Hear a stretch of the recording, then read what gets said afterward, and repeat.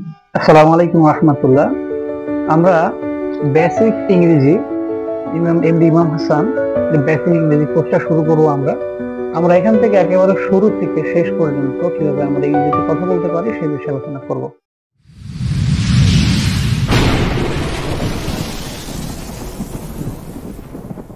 আমরা এই এই কোর্সটি শেষ করার মাধ্যমে আমরা কিভাবে ইংরেজিতে কথা বলতে হয় সেটা বলতে পারবো, কিভাবে ইংরেজিতে লিখতে হয় বলতে পারবো। আমাদের সাথে যদি কেউ ইংরেজিতে কথোপকথন করে তাহলে আমরা তাদের ইংরেজিটা বুঝতে পারবো। মোটামুটি আমাদের শোনা, বলা, লেখা সব বিষয় এই কোর্সটার মধ্যে ইনশাল্লাহ চলে আসবে। তো আমরা প্রথমে বাংলা ভাষাকে, বাংলা যে ভাষা ব্যবহার করে আমরা কথা বলি সেই ভাষাটাকে আমরা 5টা ভাগে ভাগ করতে পারি, অর্থাৎ আমাদের বাংলা বাক্যগুলোকে আমরা 5টা ভাগে ভাগ করতে পারি। 1 নম্বরে টেন্স, 2 টু বি, 3 নম্বরে মডালস, 4 নম্বরে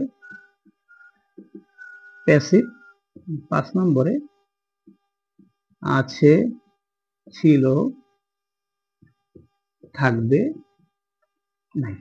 তো আমরা বাংলা ভাষায় যে কথাগুলো বলি, আমাদের এই ভাষাগুলোর আমাদের প্রত্যেকটা বাক্য এই 5টা বাক্যে 5টা নিয়মের কোনো না কোনো নিয়মের মধ্যে চলে আসবে।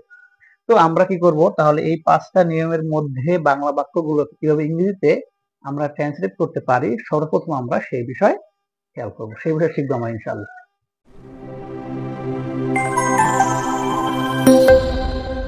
আচ্ছা, তাহলে আমরা প্রথমে টেন্স থেকে শুরু করি। টেন্স কি? কাজ। কাজ করার সময়কে কি বলে? টেন্স বলে, তাই তো? তাহলে আমরা প্রথমে টেন্স নিয়ে আলোচনা করি। টেন্স বলতে আমরা কি বুঝলাম? টেন্স বলতে বোঝায় কি? কাজ করার সময়, অর্থাৎ একটা কাজ কোন সময় সংঘটিত হয়েছে সেই সময়কেই টেন্স বলে। তো আমরা জানি টেন্স এর সময় উপর ভিত্তি করে টেন্স কয় প্রকার? 3 প্রকার। কয় প্রকার টেন্স? 3 প্রকার।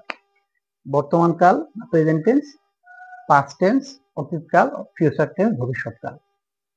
তো আমরা প্রথমে আজকে প্রেজেন্ট টেন্স নিয়ে আলোচনা করব।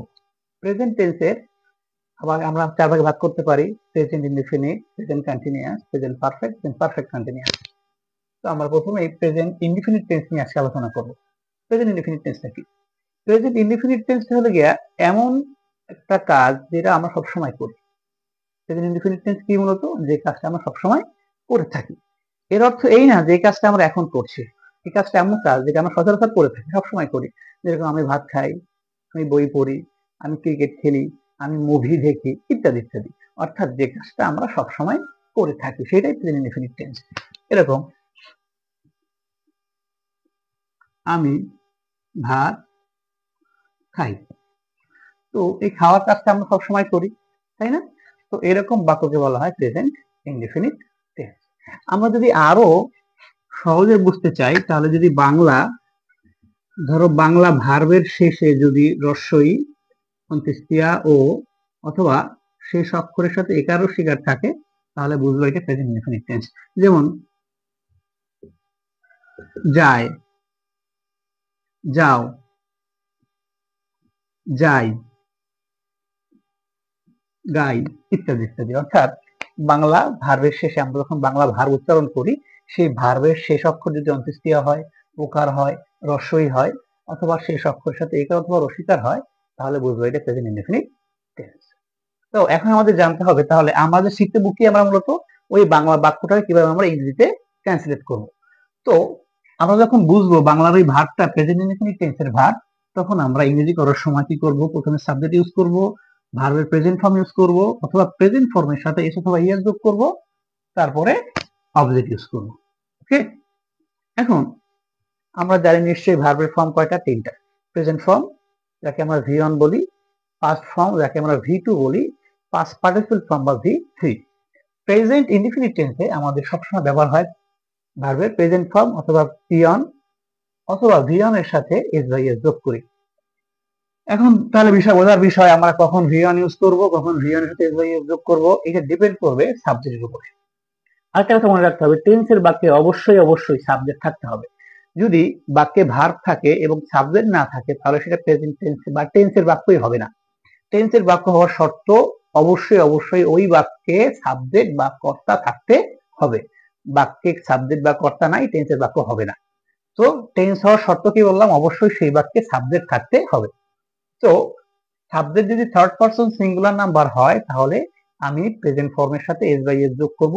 বাকি সকল ক্ষেত্রে প্রেজেন্ট টেন্সে ভার্বের প্রথম ফর্ম বা প্রেজেন্ট ফর্ম ইউজ করব। তাহলে দেখো, আমি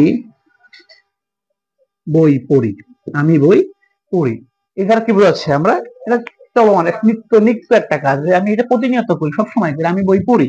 এবং আরো সহজ করার জন্য আমি কি বলেছি, ভার্বের শেষ অক্ষর সাথে যদি রসিকার থাকে তাহলে সেটা প্রেজেন্ট ইনডেফিনিট টেন্স। যদি হয় সে বই পড়ে, পরে শেষ অক্ষর সাথে একার, প্রেজেন্ট ইনডেফিনিট টেন্স।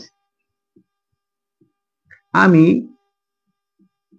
স্কুলে যাই, শেষ অক্ষরটা রস্যই, প্রেজেন্ট ইনডেফিনিট টেন্স। তাহলে আমরা ঠিক এভাবে বুঝতে পারলাম যে এটা প্রেজেন্ট ইনডেফিনিট টেন্স। এখন এই বাক্যকে যদি আমি ইংরেজি করতে চাই তাহলে কি হবে, হয় ভার্বের প্রেজেন্ট ফর্ম ইউজ করব অথবা প্রেজেন্ট ফর্মের সাথে এস বাই এস যোগ করব। তাহলে এখানে এই বাক্যের সাবজেক্ট আমি, এই বাক্যের সাবজেক্ট সে, এই বাক্যের সাবজেক্ট আমি। তাহলে আমি এখানে ফার্স্ট পারসন, তাহলে কি হবে, ভার্বের প্রেজেন্ট ফর্ম ইউজ হবে, মানে ভিয়ান হবে। তাহলে কি হবে, আই রিড বুক। এই বাক্যে সে থার্ড পারসন সিঙ্গুলার নাম্বার, তাহলে কি হবে, হি রিডস বুক।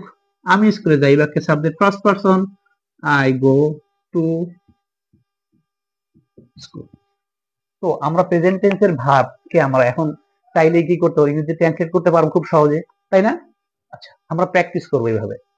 এইবার আসো, আমরা সব কথাগুলো সবসময় হাবোধক বাক্যে বলি না, আমরা নাবোধক বাক্য বলি, প্রশ্নবোধক বাক্য বলি।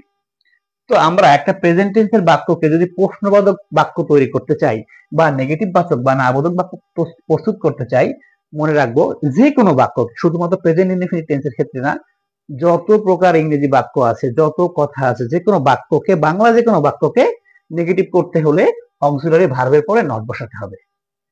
শুধুমাত্র প্রেজেন্ট টেন্সের ক্ষেত্রে না, ভালো করে বুঝো, শুধুমাত্র প্রেজেন্ট টেন্সের ক্ষেত্রে না, সকল টেন্স, টেন্স হোক, মরালস হোক, টু বি হোক, প্যাসিভ হোক, আসিরও থাকবে না এর বাক্য হোক, যে বাক্য হোক না কেন, নেগেটিভ করতে চাইলেই জাস্ট কি করতে হবে, অক্সিলারি ভার্বের সাথে নট ইউজ করতে হবে।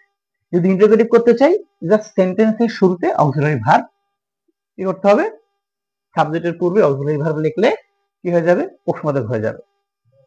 যদি আমি নেগেটিভ ইন্টিগ্রেটিভ করতে চাই তাহলে কি হবে, অক্সিলারি ভার্বের সাথে নট ইউজ করব, তারপরে সাবজেক্ট, তারপরে ভার্ব, তারপরে অবজেক্ট ইউজ করব, সব সময় একই নিয়ম। আচ্ছা, তাহলে এই বাক্যটাকে যদি আমি কি করি, আমি বই পড়ি, এটা কি কেমন বাক্য, অ্যাসার্টিভ সেন্টেন্স এবং হাবোধক বাক্য, অ্যাফার্মেটিভ বাক্য। যদি নেগেটিভ করতে চাই তাহলে কি করতে হবে, প্রথমে সাবজেক্ট, তারপরে ডু অথবা ডাজ, তারপরে নট, ভার্বের প্রেজেন্ট ফর্ম, তারপরে অবজেক্ট। তাহলে কি হবে, আমি বললাম কি, থার্ড পারসন সিঙ্গুলার নাম্বার হলে ডাজ আনবো, সাবজেক্ট যদি থার্ড পারসন সিঙ্গুলার নাম্বার হয় ডাজ আনবো, বাকি সকল ক্ষেত্রে ডু আনবো।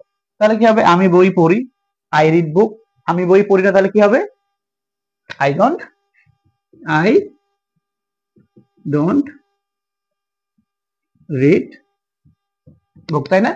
আচ্ছা, সে বই পড়ে না, তাহলে কি হবে, সে বই পড়ে না, হি ডাজেন্ট নাকি রিড বুক। আমি স্কুলে যাই, আই গো টু স্কুল। আমি স্কুলে যাই না, I don't go to school. Rahim স্কুলে যায়, রহিম গোস টু স্কুল। রহিম স্কুলে যায় না, রহিম ডাজেন্ট গো টু স্কুল।